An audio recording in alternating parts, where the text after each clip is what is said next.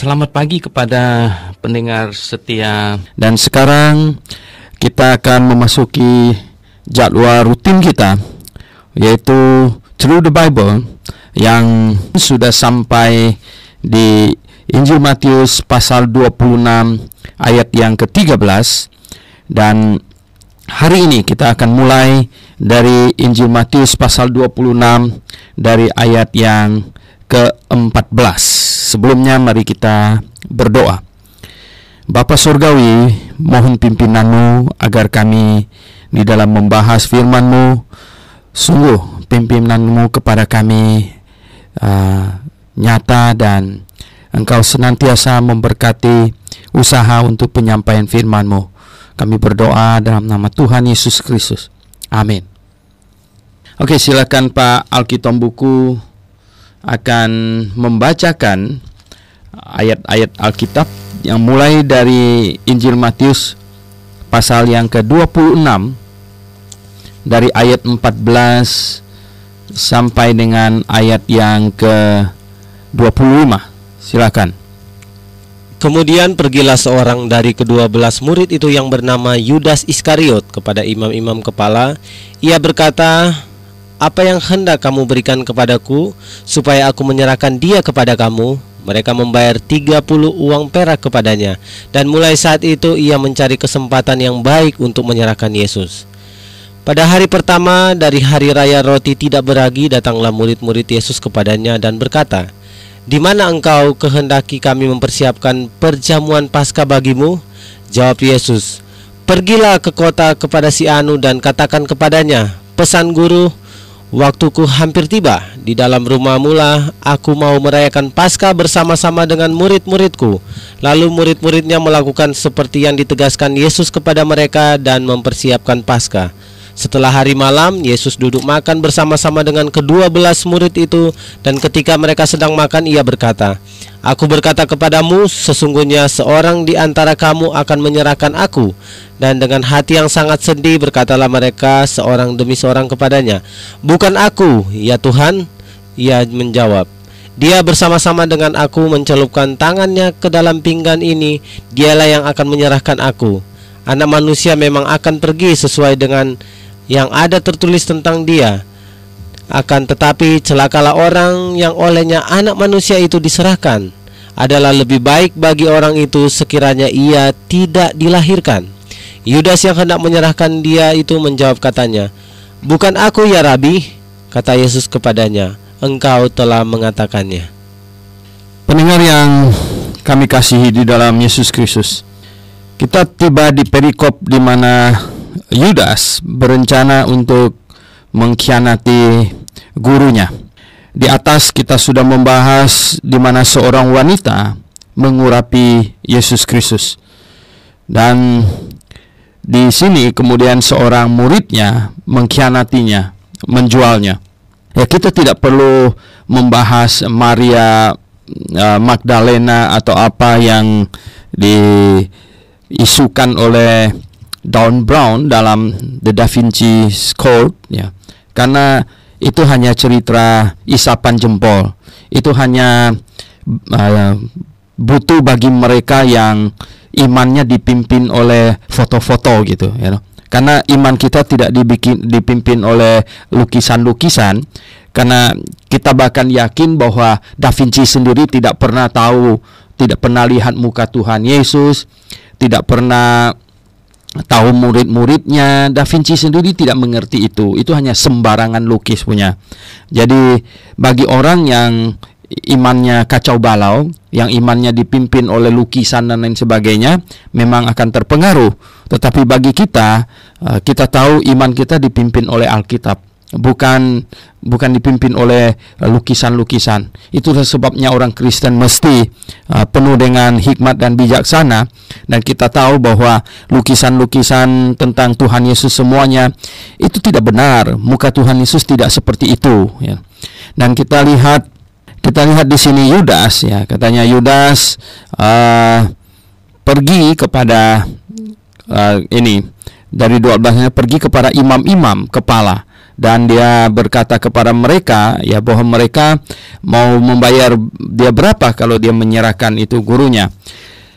Sangat mungkin Yudas berpikir bahwa berkali-kali dia sudah melihat gurunya itu mau ditangkap oleh orang-orang Yahudi, para imam dan ahli Taurat, dan mereka tidak sanggup mengapa-apakan dia, dan juga dia sudah melihat mujizat demi mujizat terjadi, dan dia berpikir kalau dia ambil uang mereka dan merekalah yang akan menangkapnya, dan kalau tidak berhasil ya itu adalah urusan mereka, uang tetap sudah dia terima dan dia sudah untung begitu.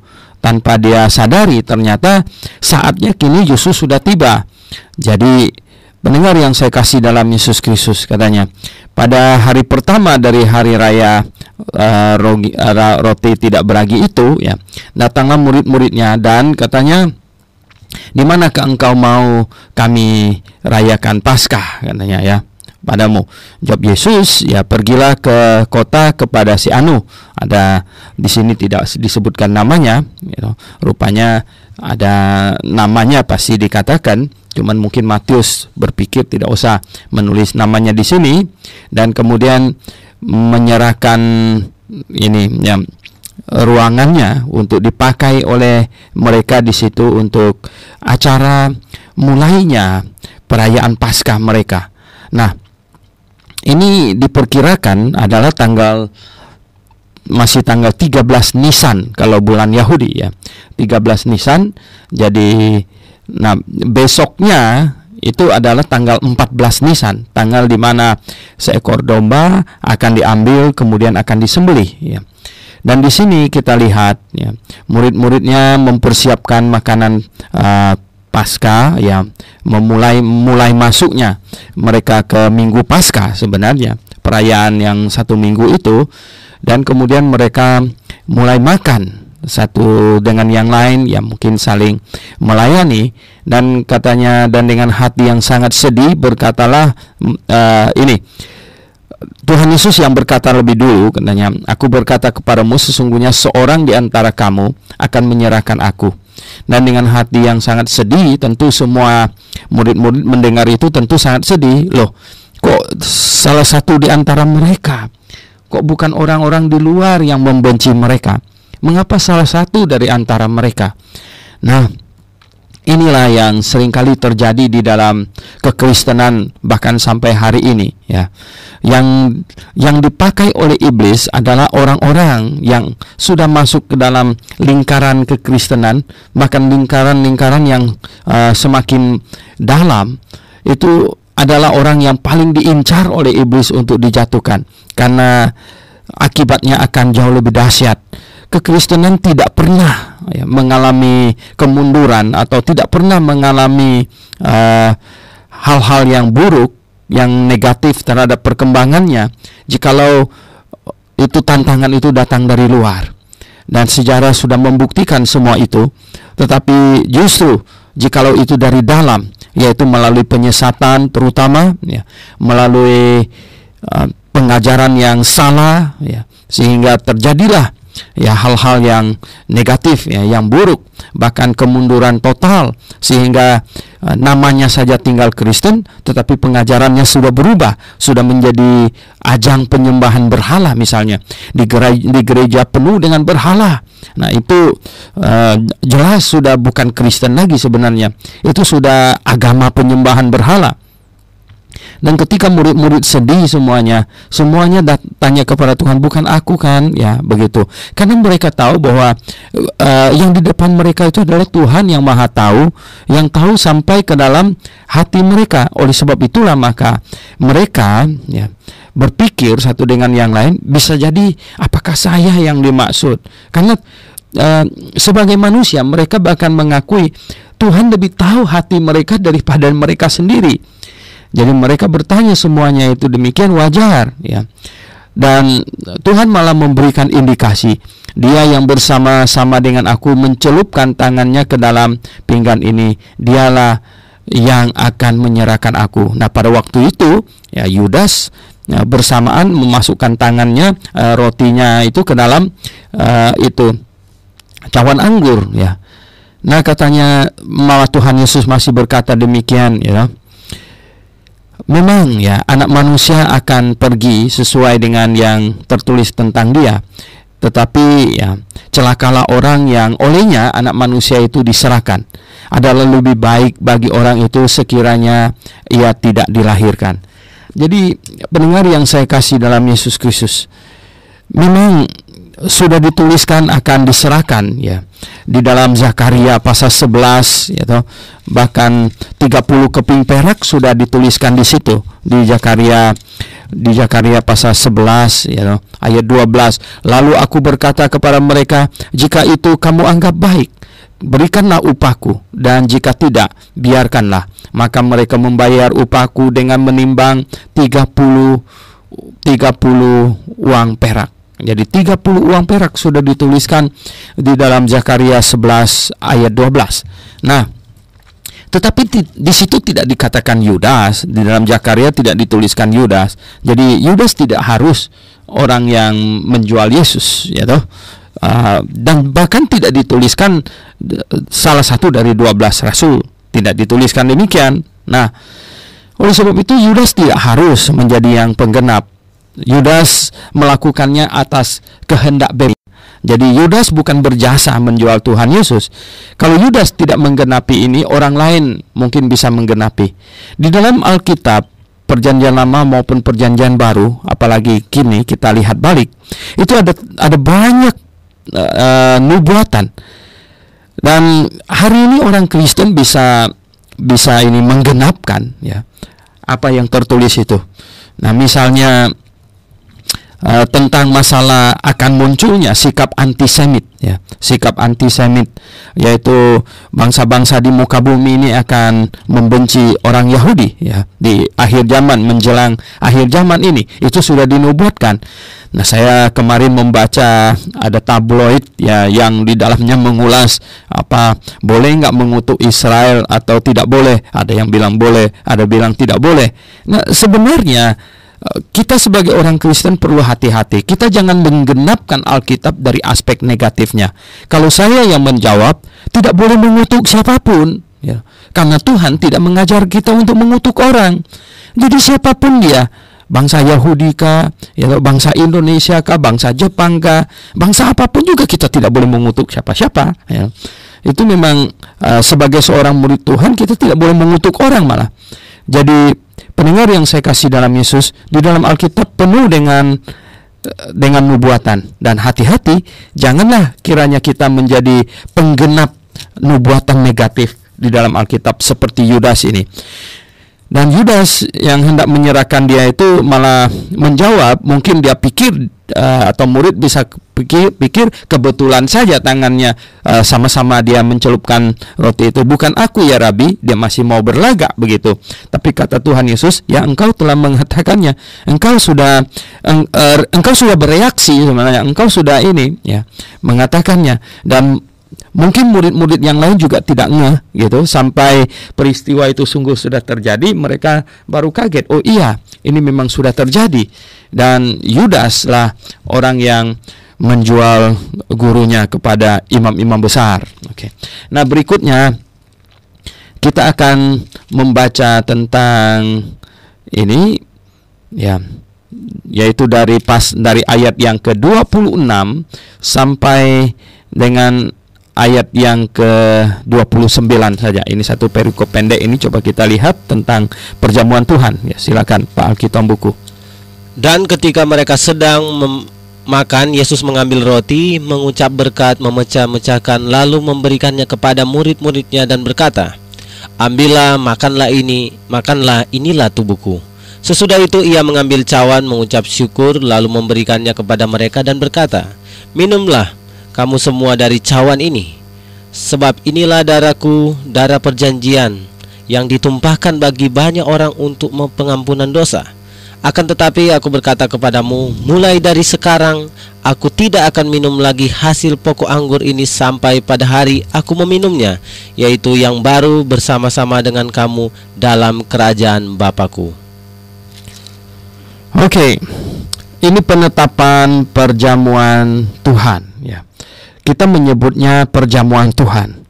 Ya, memang waktu itu mereka mengadakannya pada malam hari sehingga disebut supper, ya, malam hari. Tetapi sekarang gereja-gereja banyak melakukannya justru di pagi hari.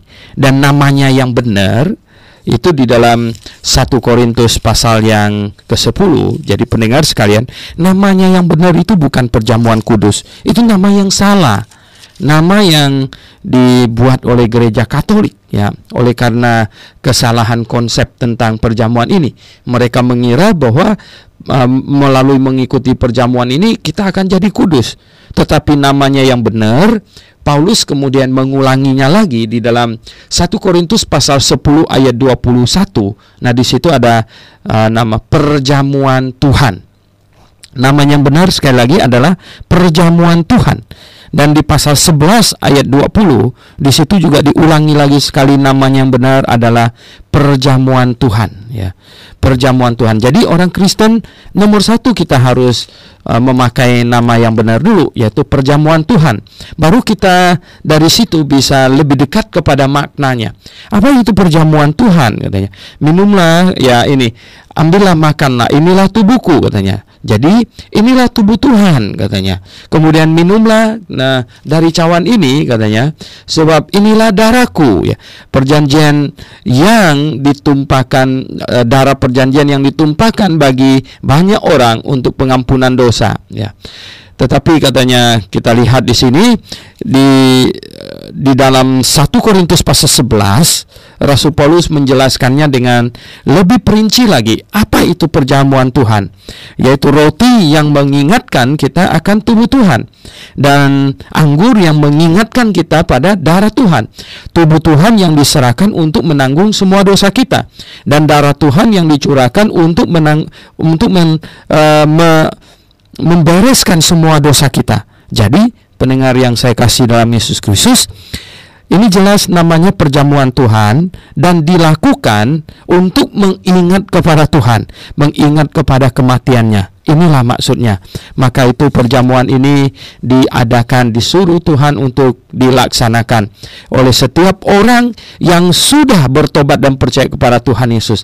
Karena ini mengenang tubuh Tuhan dan darah Tuhan yang diserahkan untuk pengampunan dosa kita. Jadi bukan makan supaya penyakit kita sembuh. Kalau gitu sudah jadi jimat, ya. Bukan supaya makan supaya kita jadi lebih kudus segala macam, tidak. Itu semua adalah makna yang menyimpang dari kebenaran. Tetapi yang benar adalah perbuatlah setiap kali kamu memakannya untuk mengingat akan aku, ya. Menjadi peringatan aku, katanya. Jadi kemudian katanya minumlah, ya. Setiap kali kamu meminumnya menjadi peringatan akan aku. Jadi ini menjadi satu peringatan bagi Tuhan, bukan jimat. Ini harus diingat dengan baik-baik. Nah, berikutnya coba kita lihat yaitu dari ayat 30, ya. Dari ayat 30 sampai dengan ayat yang ke-46, ya. Atau sampai dengan mungkin lebih panjang sedikit, sampai dengan ayat 56, ya. Dari ayat 30 sampai 56. Silakan Pak Akitombuku. Sesudah menyanyikan nyanyian pujian, pergilah Yesus dan murid-muridnya ke Bukit Zaitun. Maka berkatalah Yesus kepada mereka, malam ini kamu semua akan tergoncang imanmu karena aku. Sebab ada tertulis, aku akan membunuh gembala dan kawanan domba itu akan tercerai-berai. Akan tetapi sesudah aku bangkit, aku akan mendahului kamu ke Galilea. Petrus menjawabnya, biarpun mereka semua tergoncang imannya karena engkau, aku sekali-kali tidak. Yesus berkata kepadanya, aku berkata kepadamu, sesungguhnya malam ini sebelum ayam berkokok, engkau telah menyangkal aku 3 kali. Kata Petrus kepadanya, sekalipun aku harus mati bersama-sama engkau, aku tak akan menyangkal engkau. Semua murid yang lain pun berkata demikian juga. Maka sampailah Yesus bersama-sama murid-muridnya ke suatu tempat yang bernama Getsemani. Lalu ia berkata kepada murid-muridnya, duduklah di sini sementara aku pergi ke sana untuk berdoa. Dan ia membawa Petrus dan kedua anak Zebedeus sertanya. Maka mulailah ia merasa sedih dan gentar. Lalu katanya kepada mereka, hatiku sangat sedih seperti mau mati rasanya. tinggallah di sini dan berjaga-jagalah dengan aku. Maka ia maju sedikit lalu sujud dan berdoa, katanya, Ya Bapakku, jikalau sekiranya mungkin, biarlah cawan ini lalu daripadaku, tetapi janganlah seperti yang ku kehendaki, melainkan seperti yang engkau kehendaki. Setelah itu ia kembali kepada murid-muridnya itu dan mendapati mereka sedang tidur. Dan ia berkata kepada Petrus, Tidakkah kamu sanggup berjaga-jaga 1 jam dengan aku? Berjaga-jagalah dan berdoalah supaya kamu jangan jatuh ke dalam pencobaan. Roh memang penurut, tetapi daging lemah. Lalu ia pergi untuk kedua kalinya dan berdoa, katanya, Ya Bapakku, jikalau cawan ini tidak mungkin lalu, kecuali apabila aku meminumnya, jadilah kehendakmu. Dan ketika ia kembali pula, ia mendapati mereka sedang tidur, sebab mata mereka sudah berat. Ia membiarkan mereka di situ lalu pergi dan berdoa untuk ketiga kalinya dan mengucapkan doa yang itu juga. Sesudah itu ia datang kepada murid-muridnya dan berkata kepada mereka, Tidurlah sekarang dan istirahatlah. Lihat, saatnya sudah tiba bahwa Anak Manusia diserahkan ke tangan orang-orang berdosa. Bangunlah, marilah kita pergi. Dia yang menyerahkan aku sudah dekat. Waktu Yesus masih berbicara, datanglah Yudas, salah seorang dari ke-12 murid itu, dan bersama-sama dia serombongan besar orang yang membawa pedang dan pentung, disuruh oleh imam-imam kepala dan tua-tua bangsa Yahudi. Orang yang menyerahkan dia telah memberitahukan tanda ini kepada mereka. Orang yang akan kucium, itulah dia, tangkaplah dia. Dan segera itu maju mendapatkan Yesus dan berkata, Salam Rabi, lalu mencium dia. Tetapi Yesus berkata kepadanya, Hai teman, untuk itukah engkau datang? Maka majulah mereka memegang Yesus dan menangkapnya. Tetapi seorang dari mereka yang menyertai Yesus mengulurkan tangannya, menghunus pedangnya dan menetakannya kepada hamba imam besar sehingga putus telinganya. Maka kata Yesus kepadanya, Masukkan pedang itu kembali ke dalam sarungnya, sebab barang siapa menggunakan pedang akan binasa oleh pedang. Atau kau sangka bahwa aku tipu kepada Bapakku supaya ia segera mengirim lebih dari 12 pasukan malaikat membantu aku? Jika begitu, bagaimanakah akan digenapi yang tertulis dalam kitab suci yang mengatakan bahwa harus terjadi demikian? Pada saat itu Yesus berkata kepada orang banyak, Sangkamu aku ini penyamun, maka kamu datang lengkap dengan pedang dan pentung untuk menangkap aku. Padahal tiap-tiap hari aku duduk mengajar di bait Allah dan kamu tidak menangkap aku. Akan tetapi semua ini terjadi supaya genap yang ada tertulis dalam kitab nabi-nabi. Lalu semua murid itu meninggalkan dia dan melarikan diri. Oke, pendengar yang kami kasih dalam Yesus Kristus, di ayat 30 dikatakan Tuhan Yesus menyanyikan nyanyian pujian, ya. Rupanya ada tercatat Tuhan Yesus bernyanyi, tercatat juga Tuhan Yesus menangis. Ya, cuman tidak tercatat di dalam Alkitab Tuhan Yesus tertawa. Rupanya Tuhan Yesus bersama-sama dengan muridnya memberikan kita contoh hidup kekristenan yang penuh dengan puji-pujian, ya, penuh dengan lagu di dalam hidup kita. Adalah kehidupan kekristenan yang indah. Oke, pendengar yang kami kasih di dalam Yesus Kristus, kembali lagi kita melihat perikop ayat 30 sampai 35, di mana Tuhan Yesus memberitahukan kepada Petrus bahwa, atau memberitahukan kepada semua muridnya bahwa salah satu ini, ya, malam ini katanya ada tertulis bahwa dia akan diambil, ya, dia akan ditangkap. Kemudian sudah ada tertulis bahwa mereka semuanya akan cerai-berai, katanya. Mereka semua akan cerai-berai.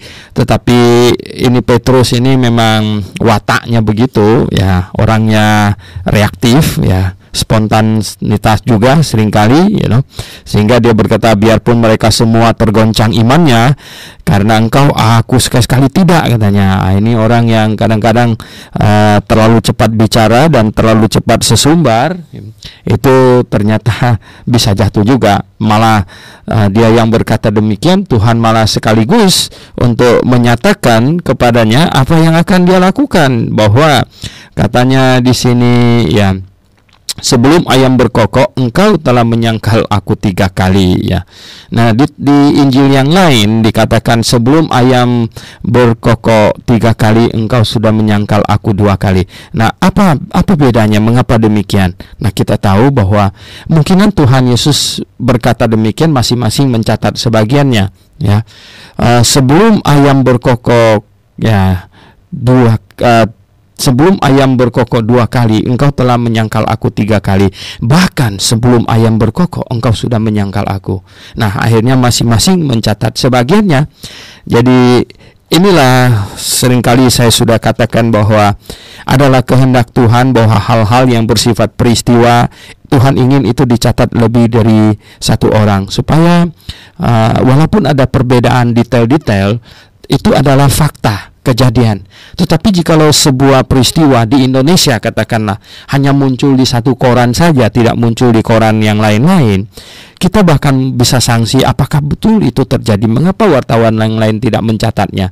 Dan Tuhan sengaja hal-hal yang bersifat peristiwa baik di Perjanjian Lama maupun di Perjanjian Baru itu selalu dicatat rangkap. Dan bagi kita murid-muridnya yang sudah tinggal 2000-an tahun ini akan menghadapi kesulitan untuk menjelaskannya. Tetapi kita tidak perlu berkecil hati. Karena apa?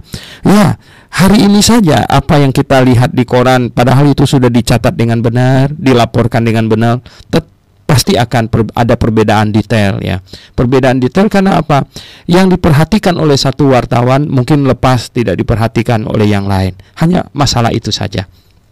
Oke, kemudian kita lihat di Getsemani. Akhirnya, ya, katanya mereka berjalan akhirnya menuju ke Getsemani.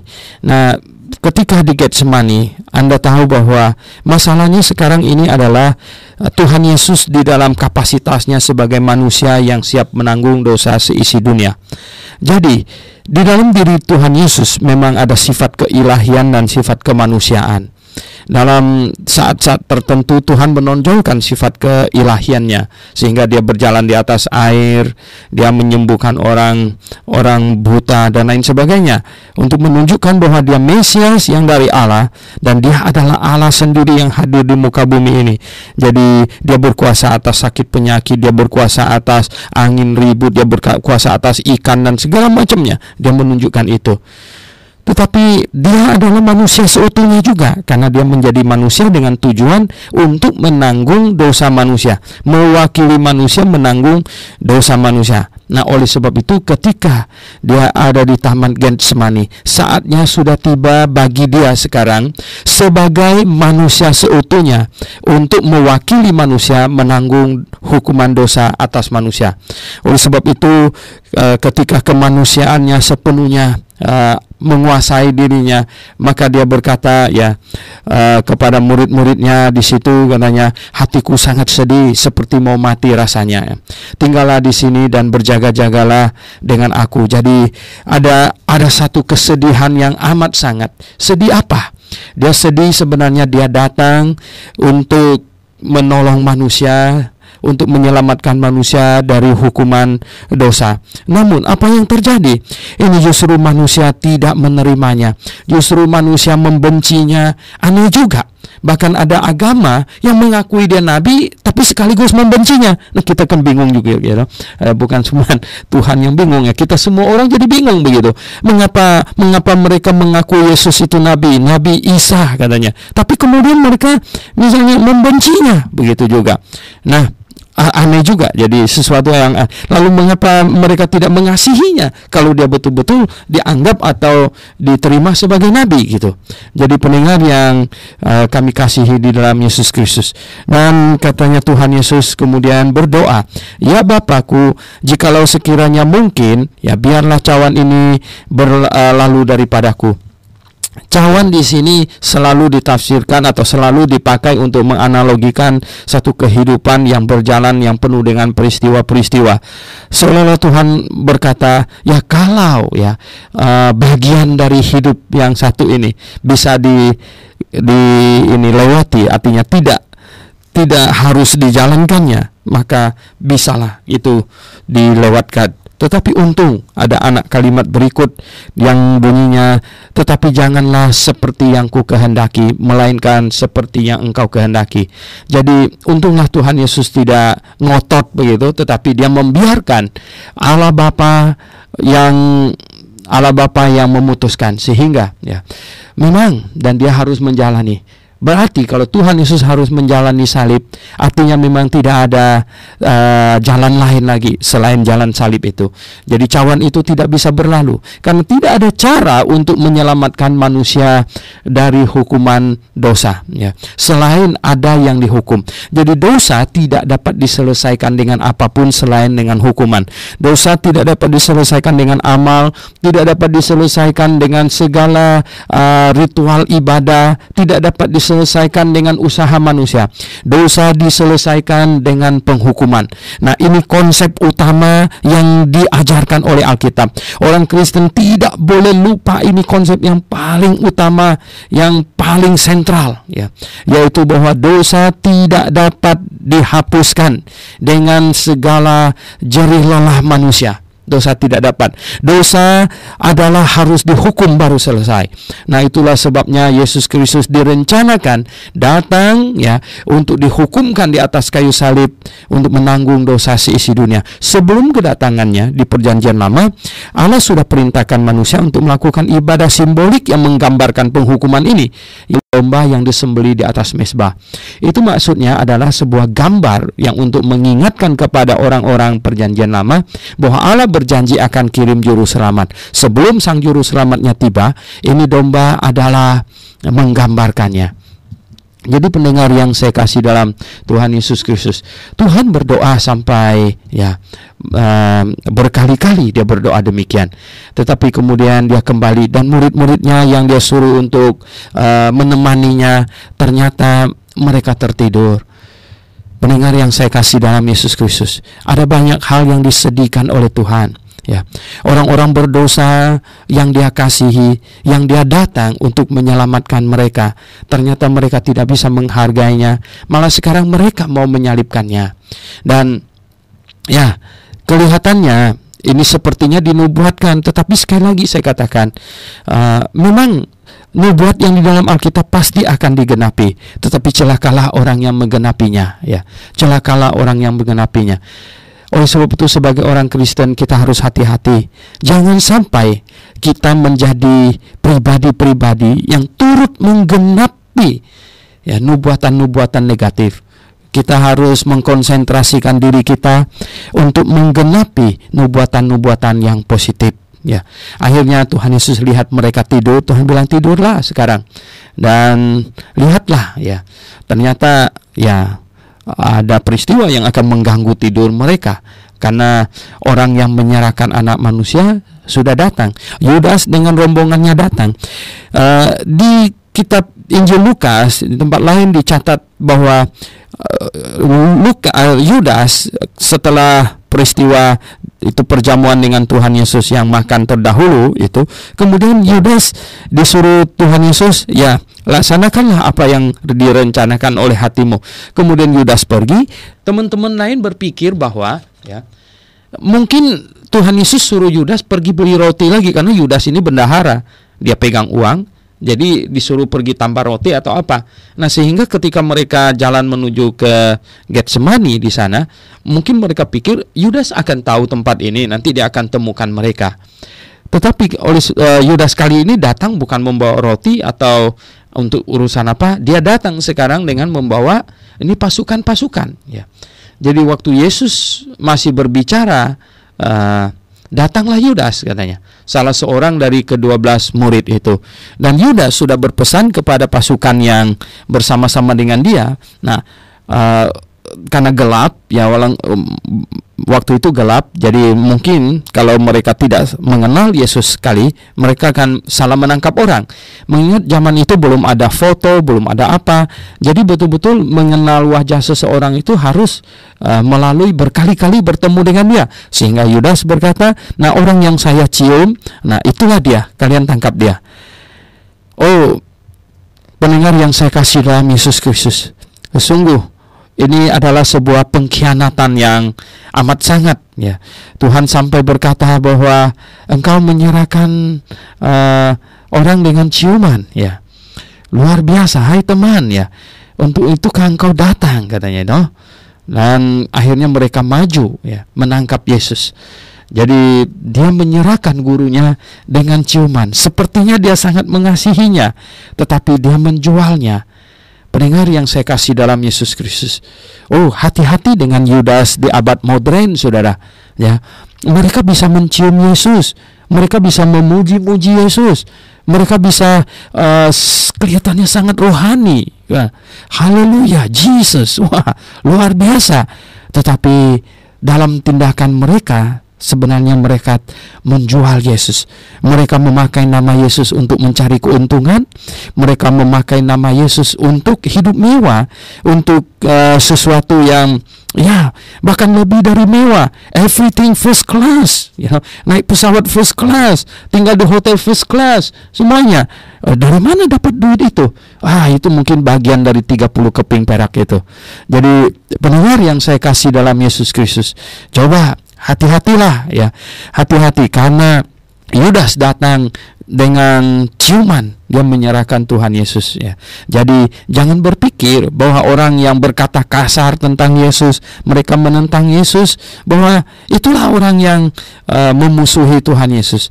Banyak yang datang mencium Tuhan Yesus, tetapi apa yang mereka perbuat, ternyata mereka sebenarnya menjual Yesus Kristus. Dan katanya di sini, ya, melihat itu, ya, mereka menangkapnya. Kemudian katanya ini ketika mau ini, ada satu, tetapi seorang dari mereka menyertai Yesus mengulurkan tangannya, menghunus pedangnya untuk menetak, ya, kepala hamba imam besar sehingga putus telinganya. Dan di Injil lain ini dicatat Petrus yang melakukan ini. Ini telinga hamba imam besar sampai putus. Dan di bagian lain Alkitab dicatat Tuhan Yesus kemudian menyambung telinga orang itu seketika. Nah, kalau dia masih tidak percaya bahwa Yesus adalah Mesias, kelewatan sekali, ya. Jadi pendengar sekalian, kemudian ini yang Tuhan Yesus katakan, masukkanlah pedang itu kembali ke dalam sarungnya, sebab barang siapa yang menggunakan pedang akan binasa oleh pedang, ya. Atau sangkaku bahwa aku tidak dapat berseru kepada Bapa supaya ia segera mengirim lebih dari 12 pasukan malaikat membantu aku, ya. Ya, orang yang memakai pedang akan mati oleh pedang, kata Tuhan. Tuhan ingin menegaskan kepada murid-muridnya bahwa misinya tidak pernah memakai kekerasan. Dia tidak pernah memakai prinsip tujuan menghalalkan cara, tidak pernah. Dan bahkan Tuhan Yesus sudah sering menegur orang-orang Yahudi dan ahli-ahli Taurat dan imam-imam mereka karena mereka memakai kejahatan, dan mereka menyebut mereka anak Abraham tetapi memakai kejahatan, sehingga Tuhan makan pernah bilang begini, siapa bilang Abraham bapakmu? Dari tingkah laku kalian ini sebenarnya iblislah bapakmu. Ya, jadi pendengar yang saya kasih dalam Yesus Kristus, siapa Bapa kita sebenarnya? Apakah betul Bapa kita itu adalah Allah, pencipta langit dan bumi yang Maha Kasih, atau Bapa kita adalah iblis? Nah, jangan kita berseru-seru di jalan bahwa saya anak Allah, saya anak Allah. Nyanyi dengan begitu seru, saya anak Allah, ya. Oh, sebut Allah sana sini semalaman mungkin, ya. Tetapi ketahuilah di sini Tuhan pernah bilang, ya, siapa bapakmu? Dia berkata kepada orang Yahudi, bapakmu adalah iblis. Dari tingkah laku kamu menunjukkan bapak kamu sebenarnya iblis. Nah, pendengar yang saya kasih dalam Yesus Kristus, disinilah kita lihat, ya, orang-orang Yahudi yang datang itu, mereka memakai kekerasan. Ya, karena tidak ada kebenaran maka memakai kekerasan. Karena tidak bisa menang melalui argumentasi maka memakai kekerasan. Karena mereka sebenarnya tidak bisa bersoal jawab dengan Tuhan Yesus, mereka sudah berulang-ulang mencari kesalahannya melalui pertanyaan dan lain sebagainya. Mereka tidak temukan bahwa dia salah. Kini mereka datang dengan kekerasan. Nah, inilah watak iblis sebenarnya. Jadi pendengar yang saya kasih dalam Yesus Kristus, akhirnya Tuhan berkata, katanya, jikalau demikian, jikalau aku memanggil pasukan malaikat untuk membantu, maka tidaklah digenapi apa yang telah tertulis di dalam Alkitabnya. Dia berkata kepada mereka, "Mengapa kalian perlu datang ke sini menangkap aku seperti menangkap penjahat? Bukankah aku tiap-tiap hari ada di bait Allah mengajar? Mengapa tidak menangkap aku di sana saja?" Tetapi ya, justru katanya untuk menggenapi apa yang tertulis, ya, untuk menggenapi apa yang telah tertulis, ya, bahwa dia akan dihitung di antara penyamun. Jadi Tuhan Yesus dianggap penyamun, ya. Karena apa? Karena memang, ya, di hadapan Allah Bapa, posisinya sekarang sedang menggantikan manusia yang penuh dosa, sehingga dia adalah penyamun dari segala penyamun, dia adalah penjahat dari segala penjahat, karena penjahat dari dosa, semua penjahat yang ada di muka bumi sekarang akan ditimpakan kepadanya. Dosa semua penyamun di muka bumi akan ditimpakan kepadanya. Dosa semua pembunuh di muka bumi akan ditimpakan kepadanya, dan akan dijatuhkan hukuman atas dosa seisi dunia. Sekali lagi, konsep ini telah diajarkan sejak Adam dan Hawa oleh Allah, yaitu melalui domba yang ditaruh di atas mezbah kemudian disembelih. Mengapa disebut domba korban atau kambing korban? Karena manusia yang berdosa, mereka yang jadi korban. Tapi sebenarnya bukan domba itu yang menyelamatkan dosa manusia. Domba itu hanyalah sekedar, ya, gambaran simbolik saja. Oke, pendengar yang saya kasih dalam Yesus Kristus, kemudian kita akan melihat dari ayat 57 sampai dengan ayat 75. Silakan Pak Alkitab Buku membaca ayat 57 sampai ayat 75. Sesudah mereka menangkap Yesus, mereka membawanya menghadap Kayafas, imam besar. Di situ telah berkumpul ahli-ahli Taurat dan tua-tua, dan Petrus mengikuti dia dari jauh sampai ke halaman imam besar. Dan setelah masuk ke dalam, ia duduk di antara pegawai-pegawai, pengawal-pengawal, untuk melihat kesudahan perkara itu. Imam-imam kepala malah seluruh mahkamah agama mencari kesaksian palsu terhadap Yesus supaya ia dapat dihukum mati. Tetapi mereka tidak memperolehnya, walaupun tampil banyak saksi dusta. Tetapi akhirnya tampillah dua orang yang mengatakan, orang ini berkata, "Aku dapat merubuhkan bait Allah dan membangunnya kembali dalam 3 hari." Lalu imam besar itu berdiri dan berkata kepadanya, "Tidakkah engkau memberi jawab atas tuduhan-tuduhan saksi-saksi ini terhadap engkau?" Tetapi Yesus tetap diam. Lalu kata imam besar itu kepadanya, "Demi Allah yang hidup, katakanlah kepada kami, apakah engkau Mesias, anak Allah atau tidak?" Jawab Yesus, "Engkau telah mengatakannya. Akan tetapi aku berkata kepadamu, mulai sekarang kamu akan melihat Anak Manusia duduk di sebelah kanan Yang Maha Kuasa dan datang di atas awan-awan di langit." Maka imam besar itu mengoyakkan pakaiannya dan berkata, "Ia menghujat Allah. Untuk apa kita perlu saksi lagi? Sekarang telah kamu dengar hujatnya. Bagaimana pendapat kamu?" Mereka menjawab dan berkata, "Ia harus dihukum mati." Lalu mereka meludahi mukanya dan meninjunya. Orang-orang lain memukul dia dan berkata, "Coba katakan kepada kami, hai Mesias, siapakah yang memukul engkau?" Sementara itu Petrus duduk di luar halaman. Maka datanglah seorang hamba perempuan kepadanya, katanya, engkau juga selalu bersama dengan Yesus orang Galilea itu." Tetapi ia menyangkalnya di depan semua orang, katanya, "Aku tidak tahu apa yang engkau maksud." Ketika ia pergi ke pintu gerbang, seorang hamba lain melihat dia dan berkata kepada orang-orang yang ada di situ, "Orang ini bersama-sama dengan Yesus orang Nazaret itu." Dan ia menyangkalnya pula dengan bersumpah, "Aku tidak kenal orang itu." Tidak lama kemudian orang-orang yang ada di situ datang kepada Petrus dan berkata, "Pasti engkau juga salah seorang dari mereka. Itu nyata dari bahasamu." Maka mulailah Petrus mengutuk dan bersumpah, "Aku tidak kenal orang itu." Dan pada saat itu berkokoklah ayam. Maka teringatlah Petrus akan apa yang dikatakan Yesus kepadanya, "Sebelum ayam berkokok, engkau telah menyangkal aku 3 kali." Lalu ia pergi keluar dan menangis dengan sedihnya. Pendengar yang saya kasih di dalam Yesus Kristus, kita lihat di sini akhirnya Yesus dibawa untuk menghadap imam besar, ya.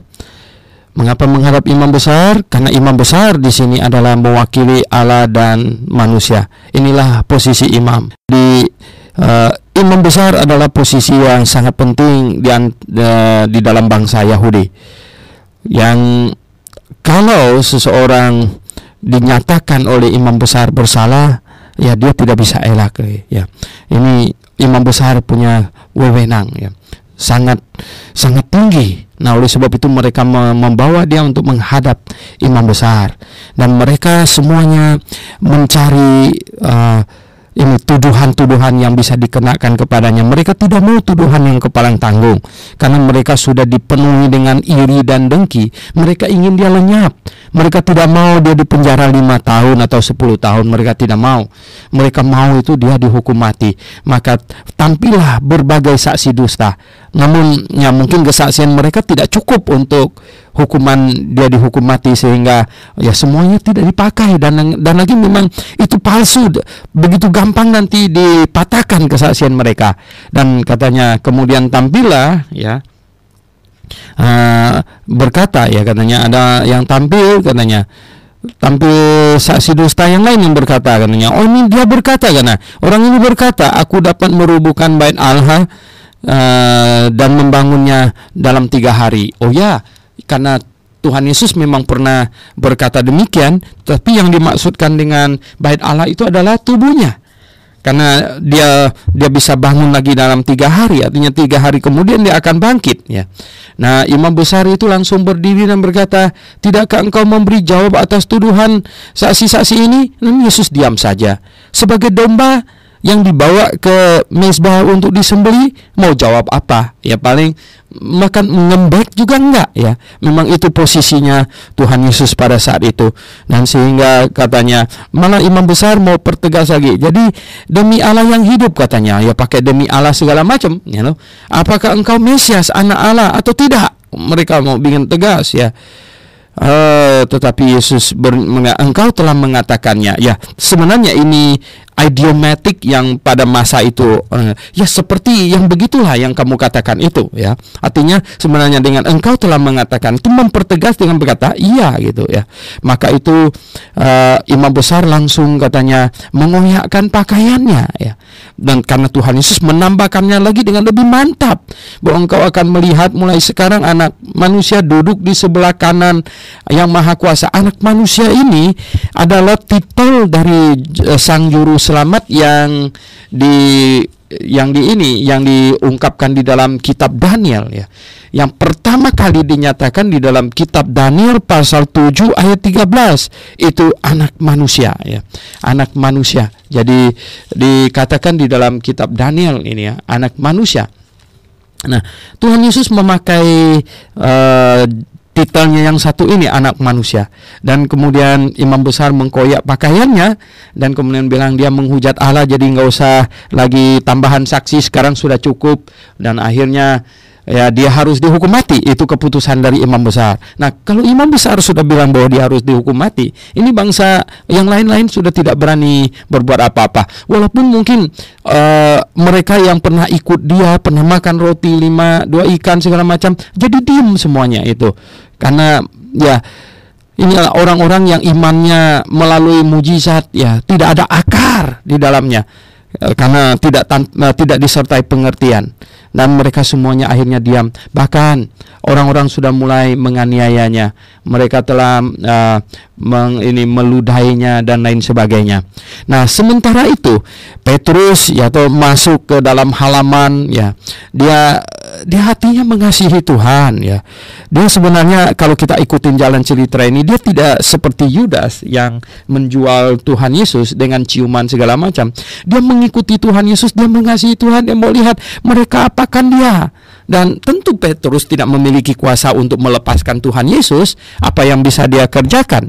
Ya, sehingga dia cuma ikut. Dan di situ ada orang yang berkata, katanya, engkau juga selalu bersama-sama dengan Yesus orang Galilea. Nah, berarti orang yang berkata begini sebenarnya adalah orang yang sering kali ikut Tuhan Yesus. Maka dia lihat ada Petrus. Ya, Petrus bilang, aku tidak tahu ya apa yang engkau maksud. Ya, dia pura-pura tidak tahu. Apa yang kamu maksud? Saya tidak tahu. Ya, kemudian lagi katanya ada orang lain lagi yang berkata bahwa orang ini bersama-sama dengan Yesus orang Nazaret itu. Dan disinilah dia berkata lebih tegas, aku tidak kenal orang itu. Wah, berani sekali dia tidak kenal Tuhan Yesus, dia bilang. Ya, tidak lama kemudian orang-orang yang ada di situ datang kepada Petrus dan berkata, pasti dia ini sama-sama nih, ini salah seorang nih, dari logatnya gitu ya, dari logatnya, ketahuan sekali dari logatnya. Ya, maka Petrus mulai mengutuk dan bersumpah, aku tidak kenal orang orang itu.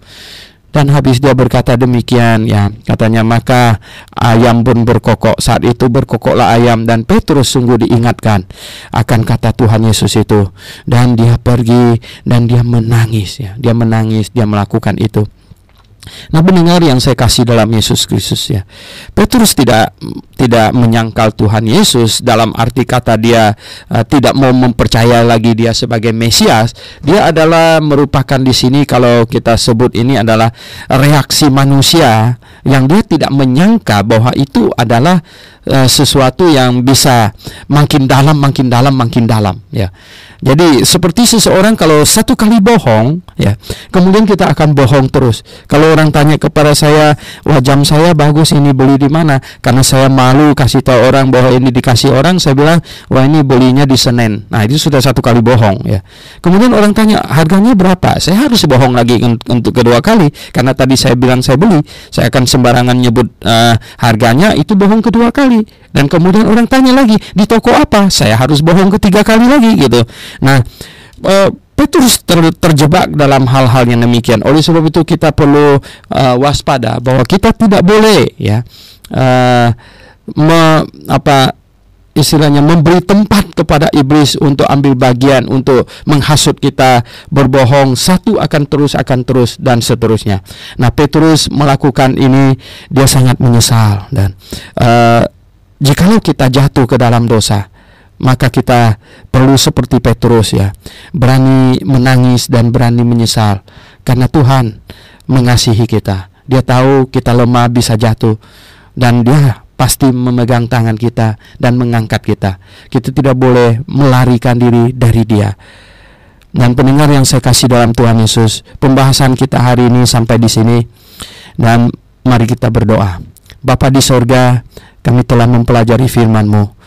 Tolong kami, pimpin kami, agar firman-Mu sungguh tersimpan baik di dalam hati kami. Dalam nama Tuhan Yesus Kristus kami berdoa. Nah, jikalau Anda mendapatkan berkat Tuhan dari penguraian firman Tuhan through the Bible ini, maka ikutilah, imanmu akan semakin bertumbuh. Dan beritahukanlah kepada teman Anda, biar mereka juga bertumbuh di dalam Tuhan. Amin.